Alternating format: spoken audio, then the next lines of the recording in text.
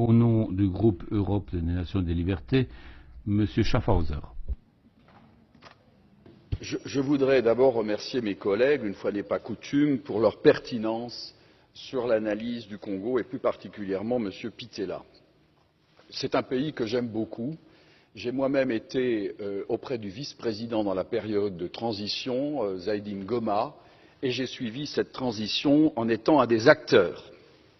La difficulté du Congo RDC, c'est sa richesse. Puis-je rappeler que Laurent-Désiré Kabila était allé chercher, on est allé le chercher parce que l'Ouganda et le Rwanda avaient décidé, sur ordre d'une puissance extérieure, je peux donner des précisions, d'envahir le pays. Puis-je rappeler que pendant que Laurent-Désiré Kabila envahissait le pays, un certain nombre de sociétés signaient des contrats, c'étaient des sociétés américaines.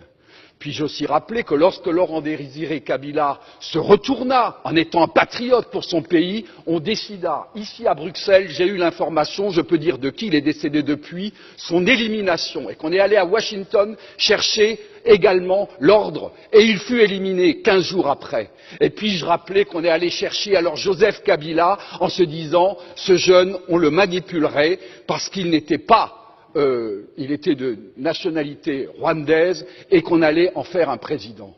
Tout ceci est de la manipulation. Ce qu'il faut pour la République démocratique du Congo, c'est une souveraineté retrouvée, une armée qui se batte effectivement, une MONUSCO qui est au service de la paix et qu'on arrête les prédateurs qui sont liés au crime organisé et avec des États hypocrites liés à des multinationales. Je vous remercie.